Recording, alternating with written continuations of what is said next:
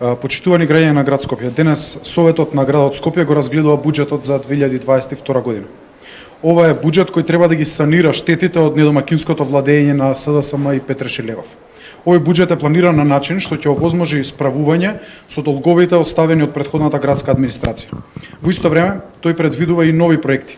Проекти за справување со загадувањето и чиста животна средина, за урбан развој на градот, за дигитализација. Во делот на животната средина, буџетот предвидува сет од меѓусебно поврзани системски мерки. Градот издвојува рекордни 24 милиони денари за субвенции за граѓаните за клима уреди. Субвенциите ќе бидат и за еколошки транспорт, 15 милиони денари за набавка на велосипеди, тротинети и електрични возила на две тркала. Со субвенции кон ЈСП започнуваме со проектот за бесплатен јавен превоз на граѓаните. Етапно, по групи на граѓани и определени денови во неделата, буџетот предвидува бесплатен јавен превоз. Надополнето со враќањето на ноќните линии, продолжувањето на автобуските линии до најоддалечените места, доаѓаме до брз, ефикасен и навремен јавен превоз кој ќе биде алтернатива на автомобилите. Десетици милиони денари се предвидени за нови зелени површини, уредување на кеот на Вардар и кеот на реката Лепенец, за кеот повторно да стане зелен и спортски.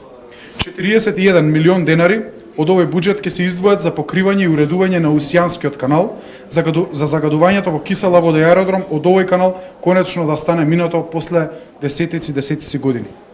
Во делот на инфраструктурата, од 5 планирани булевари во програмата на градоначалничката Даниела Арсовска, обезбедени се 400 милиони денари за отпочнување со работа на 4.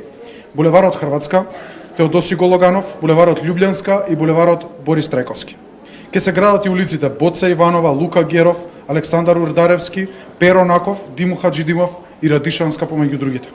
Важно е да се напомене дека со амандмани предложени од советничката група на ВМРО ДПМН и коалицијата за обнова на Македонија, ние предлагаме и дополнителни 20 милиони денари за ревитализација на кеот на Серава, нова спортска зона на овој зелен коридор, 10 милиони денари за промена на системот на затоплување во 2 средни училишта во Скопје, да се премине од мазут на еколошки газ, 3 милиони денари за проектирање на првиот информатичко-иновацијски парк во Скопје, Скопје Инопарк во аеродром, 3 милиони денари за набавка на над 100 квалитетни автохтони дрвја годишно и 5 милиони денари за подигнување нови зелени површини, паркови, кои ќе се справат со урбаното загадување. Ги повикувам и колегите од СДСМ и ДУИ да престанат да ги злоупотребуваат своите позиции, обвинувајќи го градот за се, а заборавајќи дека тие се власт на централно ниво и ги имаат сите институции. Имаат 4 години да покажат дека можат и знаат како да управуваат со градот, а не да го оставаат со стотици милиони денари долгови. 4 години имаат да го решат загадувањето на животната средина во градот Скопје, а не Скопје да биде најзагадан град во Европа. 4 години имаат да обезбедат средства и за младите, и за пензионерите, и за лицата со попреченост. Тие тоа не го направија, 4 години промашени. Затоа сега е време на промени, нови проекти за градот Скопје. Благодарам. Дали субвенционирањето на инвертер климите ќе се одвива по иста како и досега и дали ќе се даваат истите финансиски подршки како што беа давани претходно? Планирано со буџетот е да се зголемат средствата кои што се даваат како субвенции за граѓаните. Процесот на доделување на субвенции подоцна е уреден во градот Скопје и службите на градот Скопје на една транспарентна се надевам процедура која ние како советници ќе можеме да контролираме, ќе ги доделат овие субвенции.